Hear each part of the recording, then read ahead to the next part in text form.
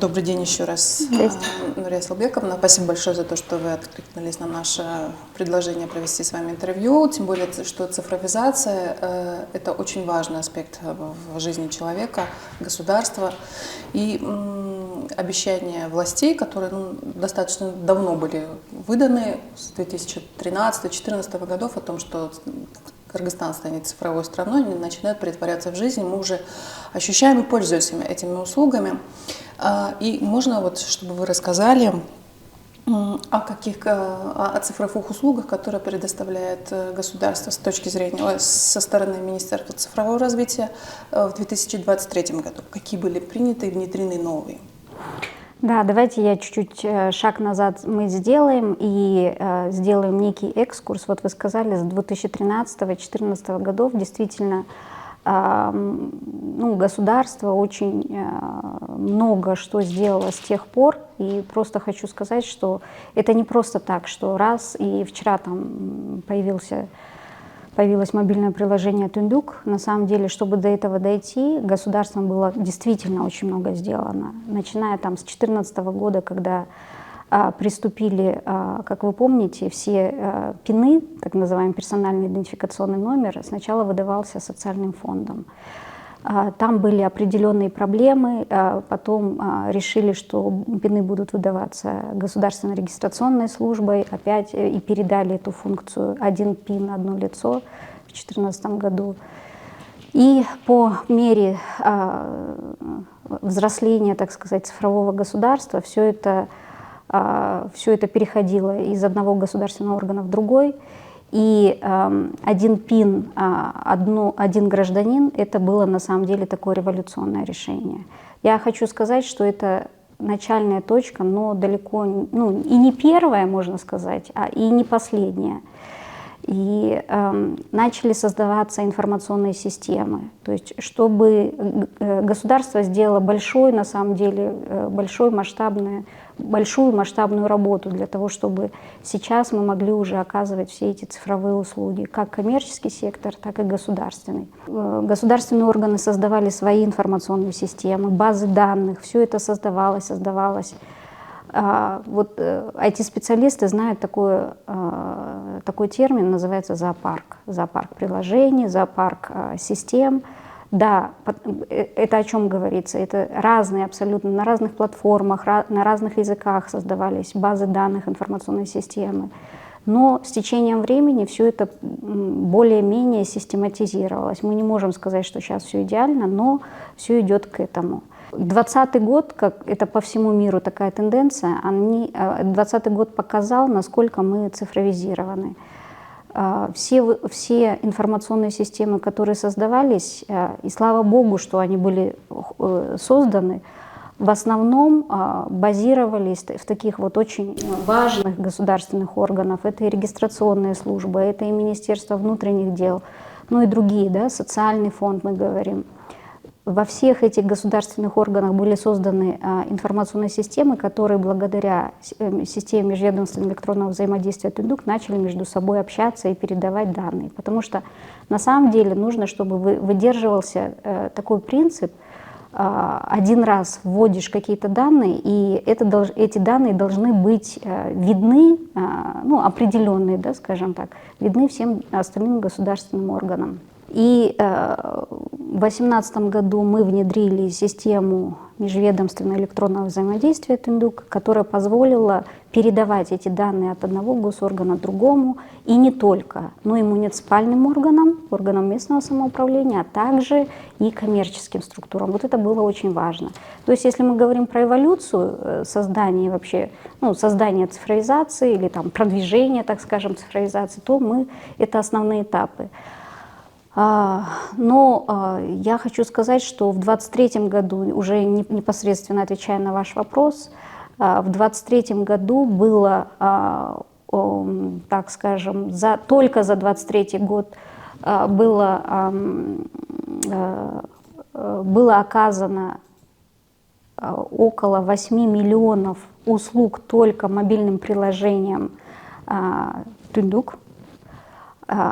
Около 1 миллиарда транзакций прошло по системе межведомственного электронного взаимодействия, которая объединяет около 100 государственных органов. Я могу ошибаться в конкретных цифрах, но очень много государственных органов и коммерческих организаций объединены в эту систему.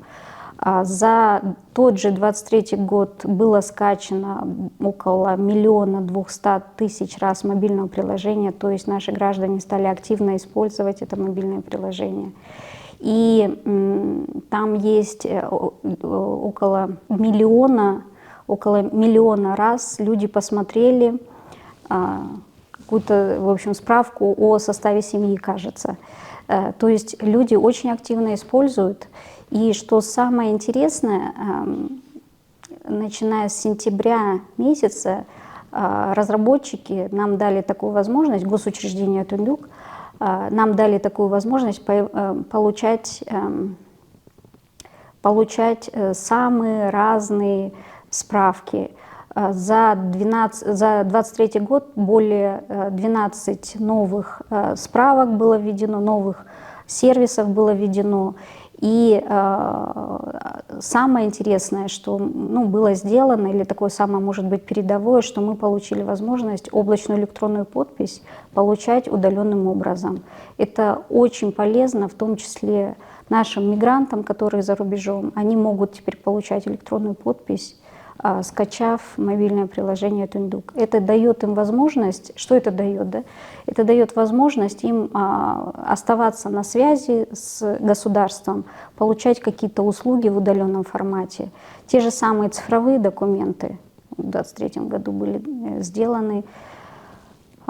Сейчас можно не только паспорт в виде цифрового документа, но и водительское удостоверение. Вот буквально недавно ребята сделали нам подключение к социальному фонду, это пенсионное удостоверение. То есть и наше взрослое поколение может теперь в своем смартфоне открыть, и не нужно с собой носить там пенсионное удостоверение, например, там вы в аптеку приходите, показываете, или там еще в какие-то социальные учреждения ходите, показываете, или в банковские учреждения. То есть я думаю, что это достаточно такой интересный подход. Какая самая популярная была электронная услуга в 2023 году? Да, информация о составе семьи – это самая популярная. А вторая по популярности – это справка о месте регистрации. То есть это наиболее такие популярные. Сейчас я вам демонстрация паспортных данных. Да, паспортные данные, водительское удостоверение, да. Это вот такие вот наиболее популярные. Справка о месте регистрации граждан за 2023 год около 1 миллиона раз посмотрели граждане.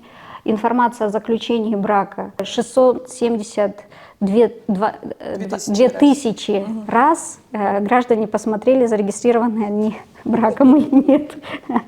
Вот. Адресная справка о временном регистрационном учете 251 тысяча. И предоставление информации, свидетельства о смене фамилии, имени или отчества 50 тысяч, около 50 тысяч раз. Хорошие цифры. Да, хорошие цифры. В целом, еще раз повторюсь, 8 миллионов услуг было оказано через мобильное приложение Тундук. Я думаю, что это достаточно такая хорошая цифра. Но чтобы вот до этого дойти, нужно было проделать достаточно большую работу. Что еще планируется внедрить в приложение Тундук?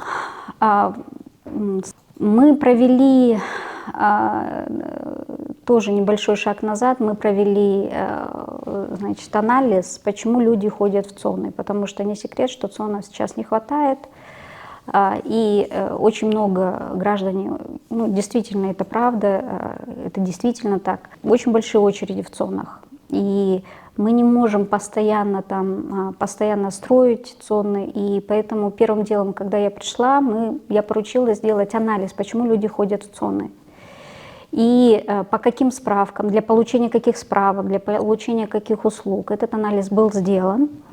И одной из наибольших таких запросов это была прописка. То есть люди ходят для того, чтобы прописаться самим или своим знакомым.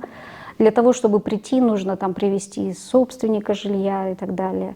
Все это, конечно, крайне неудобно. Поэтому в первую очередь я дала поручение, чтобы ребята-разработчики сделали значит, такой сервис, что все должно быть через мобильное приложение. Все, мы должны уходить в цифру, в цифровизацию. Это не просто простой звук. То есть одно из наиболее ожидаемых таких сервисов это будет прописка. То есть мы должны все сделать через мобильное приложение. Дальше справка о составе семьи, то, что если вы сейчас идете куда-то получать эту справку, все мы должны это сделать только через мобильное приложение.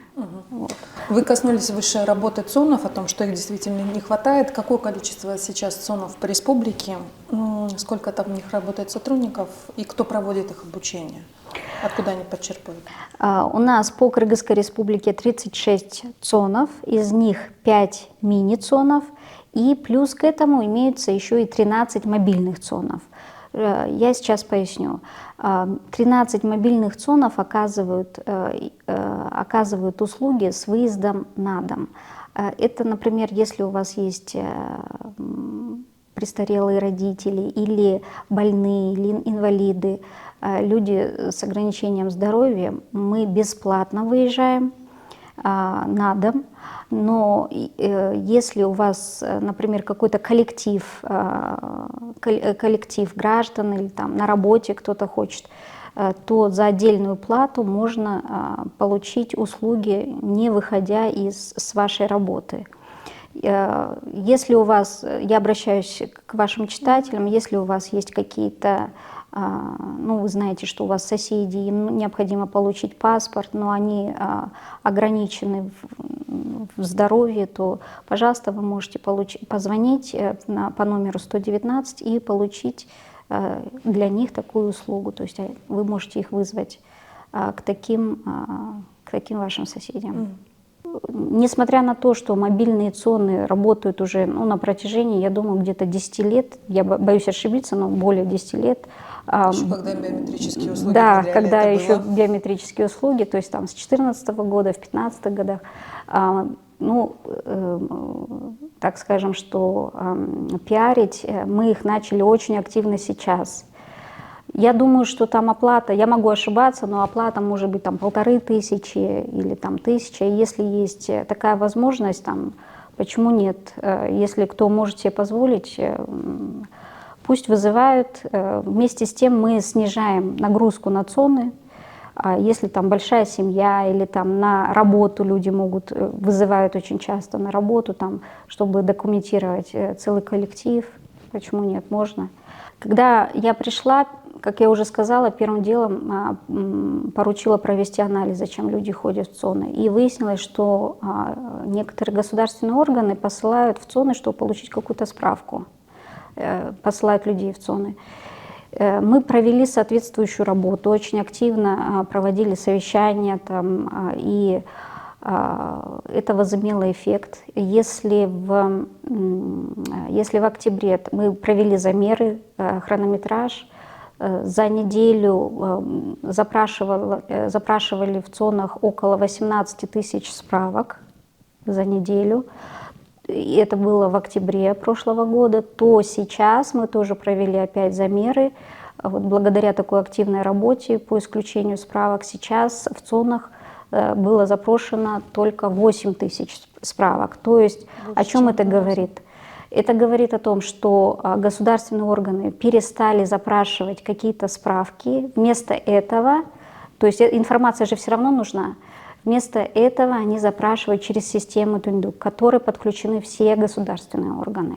Но, видимо, по старинке было удобно посылать родителей, например, родителей школьников, или там другие, там, например, Министерство здравоохранения запрашивало какие-то справки. Но теперь все это передается через систему Тундук. У нас есть статистика, это все подтверждено, и мы дальше будем продолжать эту работу. Я думаю, что, в принципе, это очень хорошая такая статистика, показатели хорошие. Еще раз, все государственные органы подключены к системе Тундук. Они могут запрашивать, там есть информационные системы, они могут запрашивать друг у друга информацию, например, такую как ПИНы, то есть персональные идентификационные номера гражданина, там паспортные данные или еще какие-то там справка те же самые справки о составе семьи, все это имеется в цифровом формате. Пусть государственный орган друг у друга запрашивает по системе Тундук. То есть это система, еще раз, не мобильное приложение, а именно система. Они все это могут по общим каналам, так сказать, запрашивать друг у друга. Вот в этом и заключается. Мы хотим снизить очереди в ЦОНах именно благодаря этому. Второе. Что мы еще хотим сделать? Мы, ну, возможно, вы знаете, что в 2 ЦОНах можно было занять очередь через мобильное, ну, определенное мобильное приложение, да. И, ну, сидя дома, можно было занять очередь. Но, к сожалению, это было не так просто масштабируемо, то есть нельзя было, скажем, ну, условно говоря, в Араванском районе то же самое сделать, занять очередь, поскольку это мобильное приложение работало только на 2 вот этих вот ЦОНа. Сейчас я дала поручение, чтобы разработчики нашего государственного предприятия «Инфоком» сделали свое мобильное приложение «Электронная очередь», и они это сделали, эффективно поработали. Вот. И мы сейчас будем внедрять эту электронную очередь по всем ЦОНам. А можно ли внедрить ее сразу в Тундук? Это будет именно так. Да, это внедрено. будет именно так, это будет внедрено в мобильное приложение. Ну, во всяком случае, планы такие.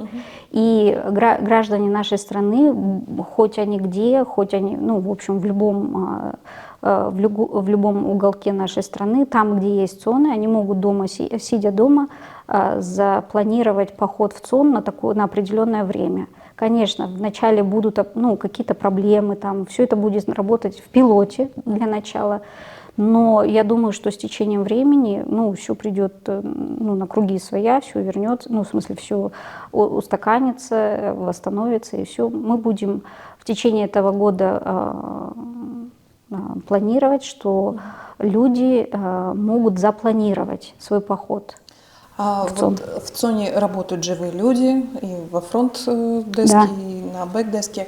А кто обучает их? То есть где-то учат делопроизводству, работать с документами? Вот как это происходит, обучение? Да, у нас в настоящее время, ну, может быть, это не всем известно, но у нас все, кто работает в ЦОНах, и все, кто работает в так называемых паспортных столах, они администрируются из 2 точек. Это ЦОНы операторы, управляются госпредприятием «Инфоком», и так называемые паспортные столы управляются со стороны Департамента регистрации населения. В настоящее время мы планируем такое масштабное реформирование этой системы, ну, в кавычках, паспортных столов, как это раньше принято, да, мы называем так паспортные столы.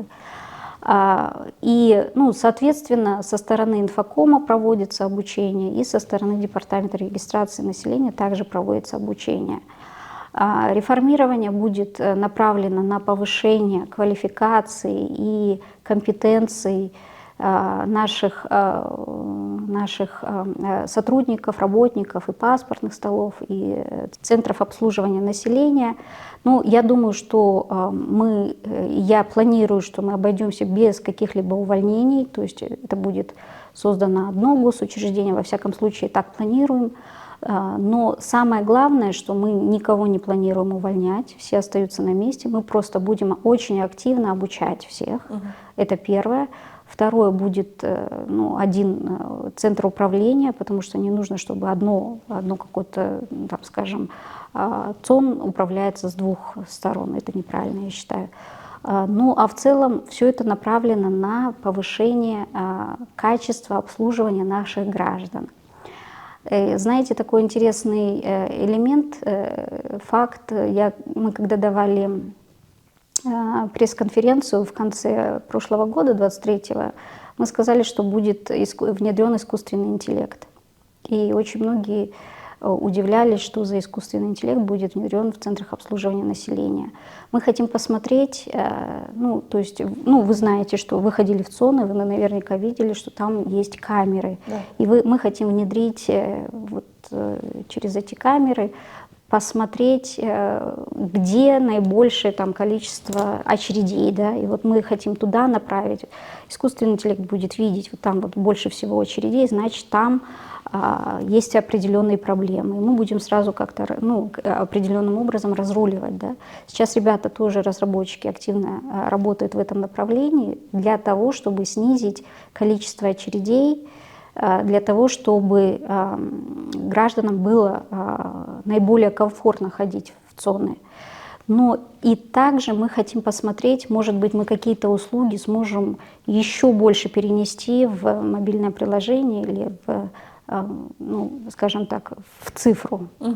Очень многие услуги планировалось передать, децентрализировать, да, то есть в банке и АЭЛ-ЭКМАТУ. Допустим, АЭЛ-ЭКМАТУ имеет возможность уже выдавать справки, да, но встает вопрос о сохранении безопасности персональных данных. То есть, когда персональные данные хранятся у одного ведомства, то есть в лице Минцифры, да, Инфоком и других смежных предприятий, и когда они уже распыляются на более мелкие.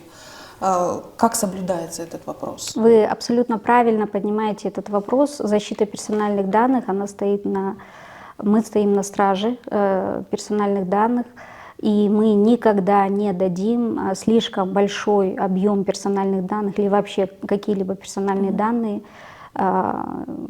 огромному количеству там, коммерческих предприятий и так далее. На самом деле, что мы хотим сделать, когда мы говорим, что мы отдаем определенную свою функцию на аутсорс, то есть банковским учреждениям в первую очередь, мы говорим о следующем. Мы хотим сделать так, чтобы сотрудники банковских организаций просто принимали документы у населения. Ну, например, вы, Диля, хотите пойти и обменять паспорт. У вас будет две возможности.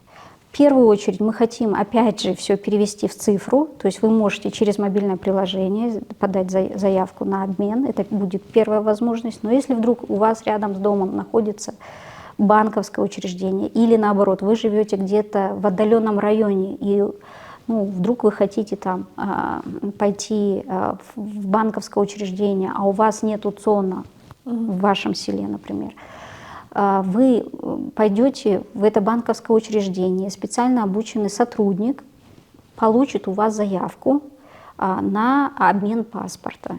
Вот и все.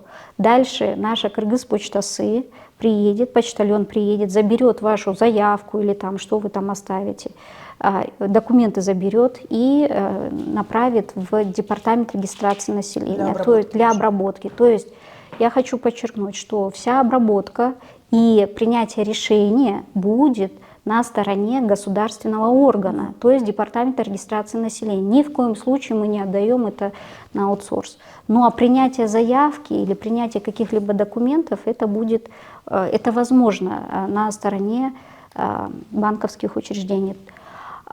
Отдельно хочу сказать про АЭЛ-ЭКМАТУ. У нас, еще раз, нет возможности строить ЦОН в каждом селе. Но у нас есть возможность на базе АЭЛ-ЭКМАТУ, мы сейчас делаем пилот, на базе АЭЛ-ЭКМАТУ открыть так называемый мини-ЦОН. То есть мы поставим компьютер, оператор, там будет оператор ЦОНа, оператор специально обученный человек, и он будет принимать, опять же, заявки. Если вы, например, житель села и хотите, не знаете, как скачать то или иное приложение, в частности, Тундук, вы можете прийти, и оператор обучит вас, как это сделать. Потому что, или там, например, как получить облачную электронную подпись, это тоже не сразу все знают. То есть какие-то цифровые навыки, у вас будет возможность научиться у оператора этого мини-ЦОНа, который будет находиться в АЭЛ-ЭКМАТУ. Сейчас мы говорим о населении, которое документировано, которое имеет доступ полностью к интернету, Гуглу, в конце концов, то есть возможности получать эти цифровые все услуги от государства. Но есть очень много людей, которые, к сожалению, не документированы на стране. Вот непосредственно мы сталкиваемся с такими просьбами помочь в восстановлении документов. В Министерство цифрового развития наверняка поступают, в ЦОНы поступают. А почему так происходит, что люди, уже будучи во взрослом возрасте, они остаются без документов? И как им помочь, куда их направить для того, чтобы они у них появились в конце концов? Я знаю, о чем вы говорите, то есть действительно проблема есть. У нас есть целая там категория людей, хотя мы одно время мы выходили, Кыргызстан даже был признан, что у нас нет лиц без гражданства, но в настоящее время появляются все больше и больше людей таких. Есть люди, которые теряют какие-либо документы или вообще у них не было изначально. Сложные жизненные истории Да, такие. да, действительно. Я призываю звонить. У нас есть колл-центр. Граждане могут позвонить по номеру 119 и их проконсультируют. Или обратиться в любой ближайший ЦОН или МРО, то есть, опять же, паспортный стол, по-старому, так сказать говоря. Это межрегиональное отделение Департамента регистрации населения. Я думаю, мы должны помочь. Если нет, у нас есть телефоны доверия, опять же, 119, можете позвонить и сказать, где вам не так, неправильно оказали какую-либо услугу. Также я думаю, что уже очень многие пользуются и WhatsApp, и другими да, соцсетями, например. Мы очень активны в соцсетях. У нас специальный отдел занимается, отслеживает жалобы. Пожалуйста, обращайтесь и так укажите вашим читателям, что можно написать нам какую-либо жалобу, если вас неправильно обслужили.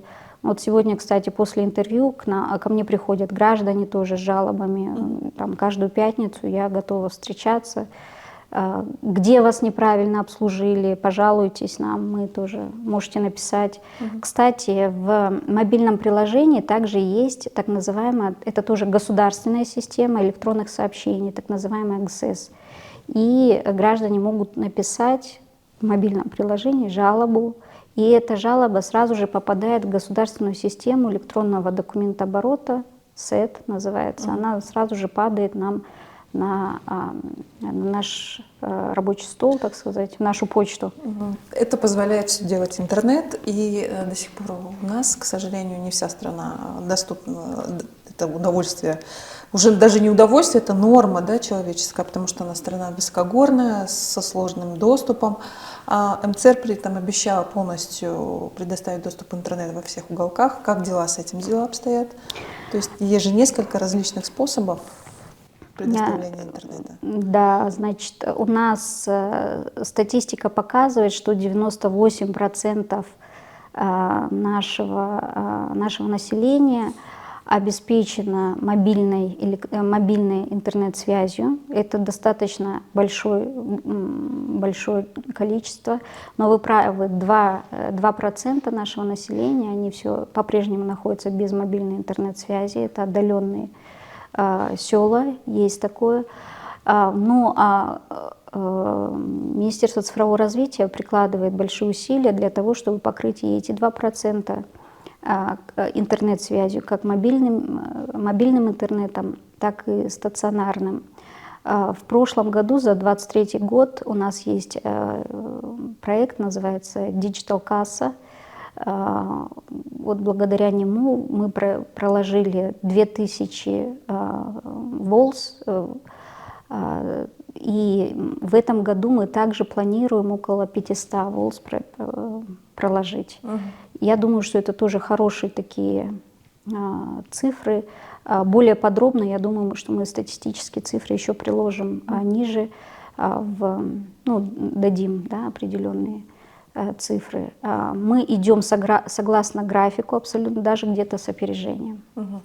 Интернет зачастую в других странах регулируется очень важным документом, цифровым кодексом. Кыргызстан готовится его принять. У нас был опубликован проект цифрового кодекса для общественного обсуждения. Он непосредственно касается вашего ведомства. Что вы предлагали? Какие-то вот важные, на ваш взгляд, пункты, которые обязательно должны быть? Цифровой кодекс, проект, вообще, что это за документ? В 2020, я могу ошибаться, в 2020 году в 2020 году Госкомитет информационных технологий подписал подписал соглашение о разработке такого документа.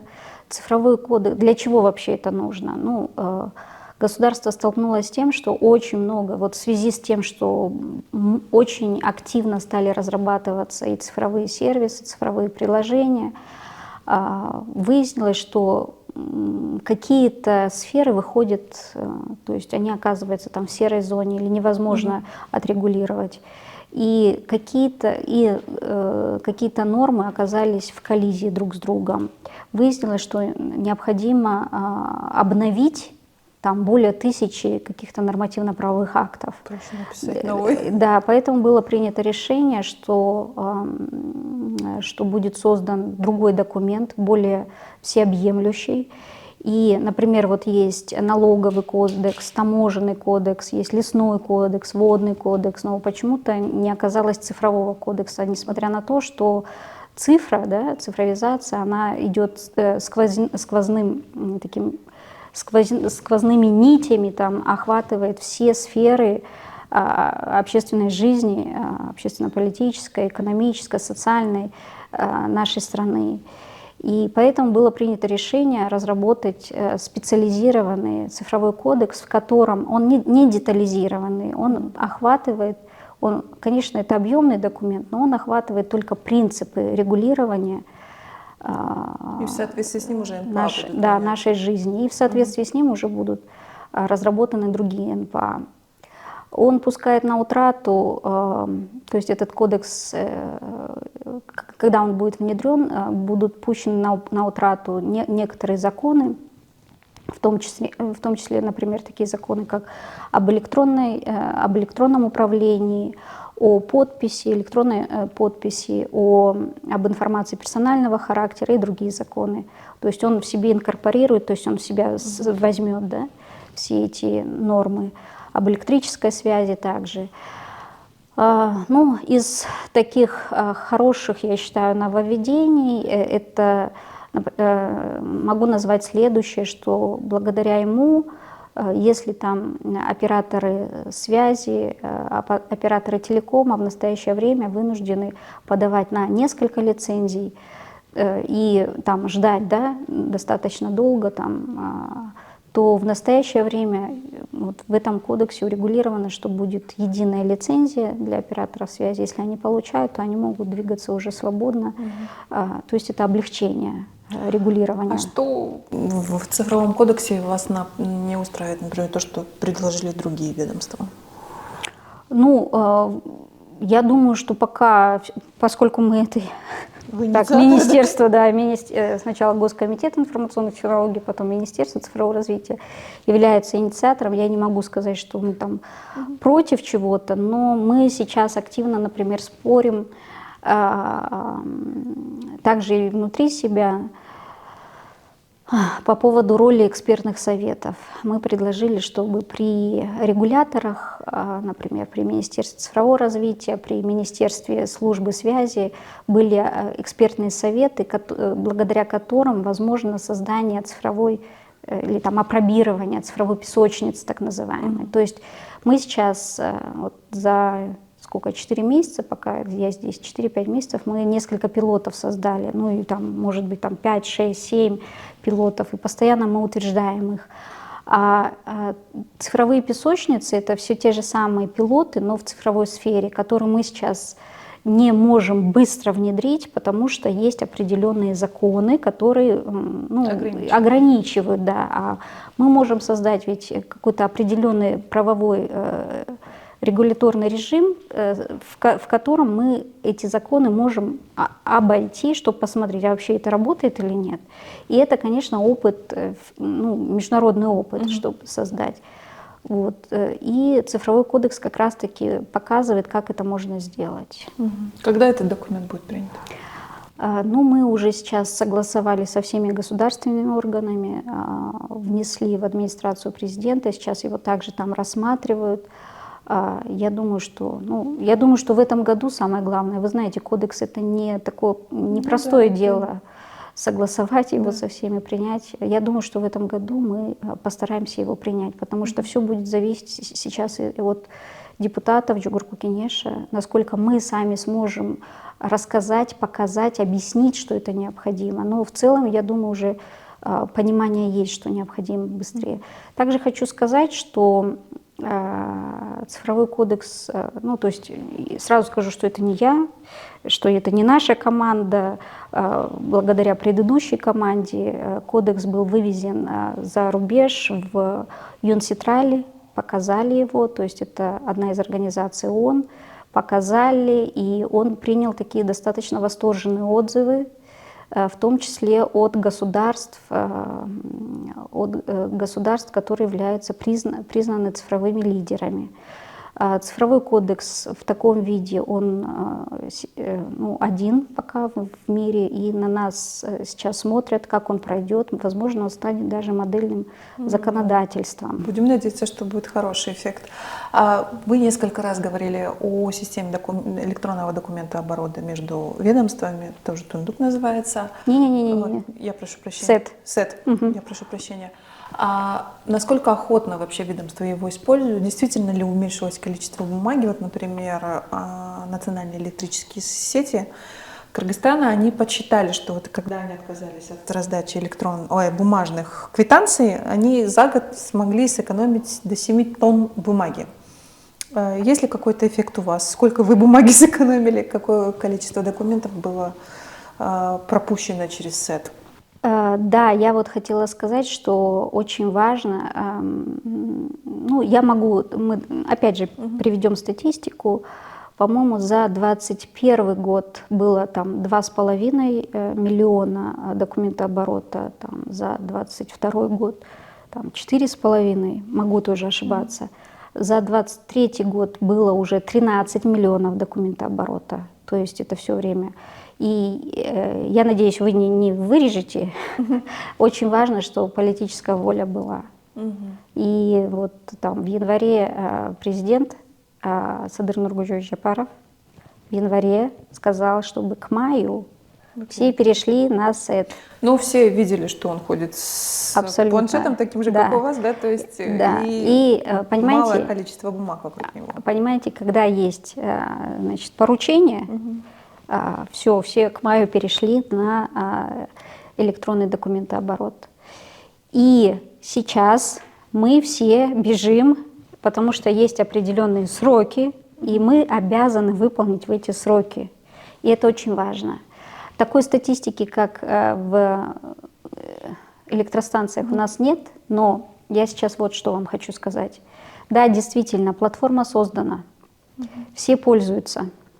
Но сейчас мы еще приняли такой, согласовываем такой документ, называется, оказалось, я сюда когда тоже пришла, все время я подписываю какие-то дубликаты писем. То есть мы здесь подписываем в СЭДе и тут же приносят бумажную версию, дубликат. Я поручила выяснить, почему мы все время подписываем какие-то дубликаты. Оказывается, есть определенный нормативно-правовой акт, который мы еще не пустили на утрату. Несмотря на то, что мы пользуемся платформой, нужно, оказывается, было пустить еще на утрату, что нам дубликаты не нужны. И вот мы пускаем сейчас на утрату около 700 видов дубликатов, которые больше не нужно подписывать. Вот это, я считаю, тоже очень важный шаг. Мы тоже столкнулись с этим, потому что мы, когда отправляем электронный запрос, мы отправляем в электронном виде, к нам приходит электронный ответ, но следом приходит бумажное письмо, в том числе от МЦР. Да, потому что если мы этого не будем делать, то мы будем не соблюдать там определенную инструкцию. Да. А нужно, оказывается, вот это тоже было сделать. И мы в течение 3 месяцев вели очень активную работу, просматривали, что можно сделать. Это делала архивная служба, и, можно сказать, это почет и уважение. Очень большая работа была сделана, и мы в конце оставляем только 100 видов документов. То есть 700, вы представьте, это огромное количество, да, дубликатов мы убираем, только 100 остается. Это такие документы, которые невозможно исключить. Например, указы, меморандумы, там, международные соглашения, которые должны быть обязательно в бумажном виде, да, то есть мы их должны сохранять. Вообще я хочу сказать, что Это, опять же, возвращаясь к цифровому кодексу и к нормативно-правовому регулированию, что мы вот сейчас собираемся с ребятами, с разработчиками, с айтишниками, быстро мы можем, технологии быстро можем внедрить. У нас там брейншторминг, мы говорим, а давайте мы вот так сделаем, а давайте мы вот так еще. И ребята очень быстро делают. Но если есть что-то юридическое, нормативно-правовой акт, который мы не можем обойти, мы начинаем тут работа стопорится. И поэтому мы всегда вынуждены оборачиваться, а что в законодательстве. Что в этом году вы планируете внедрить? Такого вот, вы уже поделились о внедрении электронной очереди. Какую еще фишку уникальную, которую будут использовать все? Ну, я думаю, что вы знаете, что у нас есть в системе МВД есть госучреждения УНА, они очень хорошо двигаются в части цифровизации, благодаря им есть и нашему госпредприятию, госучреждению Тундук есть возможность, ну, правда, сейчас частичная перерегистрация транспортных средств онлайн, ну, зато это все равно первый шаг вперед. Экономит время, на самом Экономит деле. время.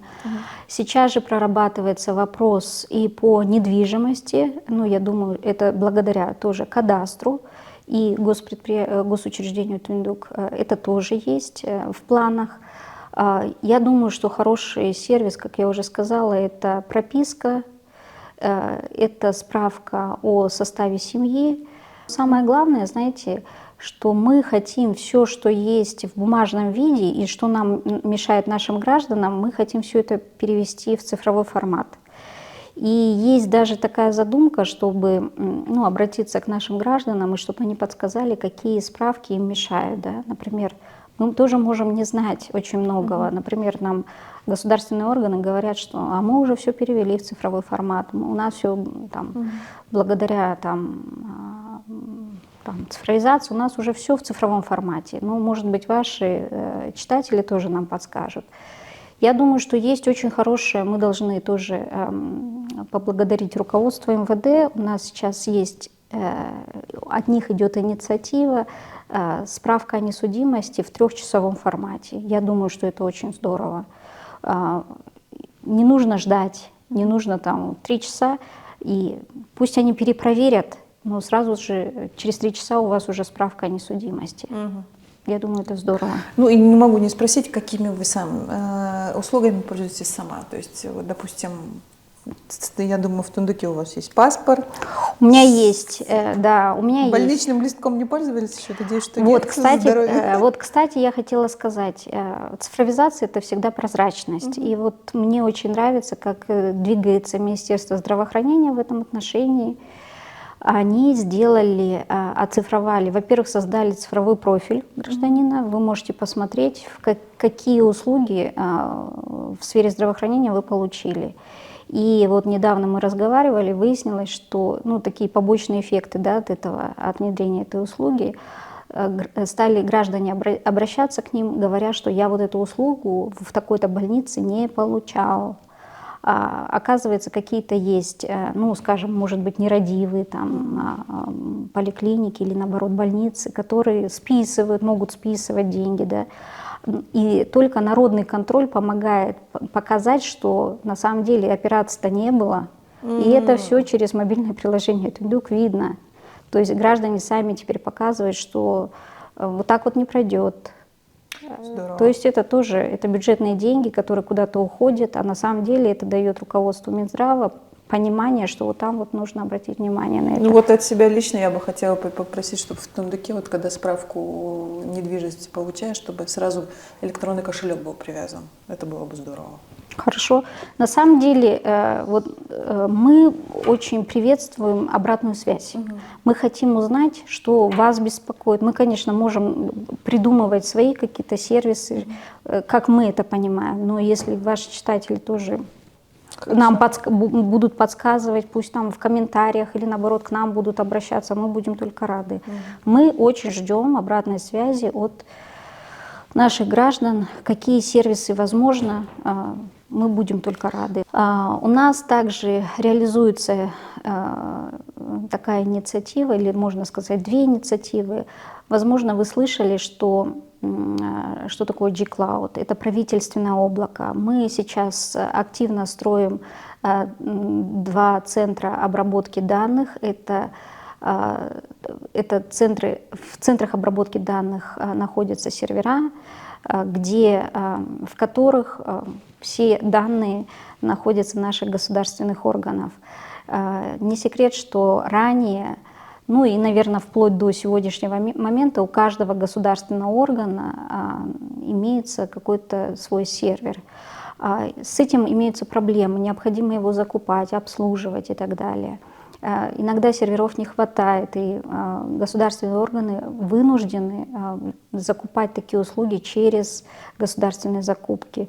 Мы сейчас пришли к такой модели, когда мы консолидируем все сервера в одном месте, и мы называем это правительственное облако. Мы думаем, что до конца этого года мы реализуем этот проект. Ну, не то, что думаем, а мы планируем это сделать. Это первое. И второе, мы также строим резервный центр обработки данных, который также будет завершен до конца этого года. Спасибо большое за интервью. Спасибо. Желаю удачи во всех начинаниях. Спасибо, Главное, чтобы Диль. все оно было претворено в жизнь.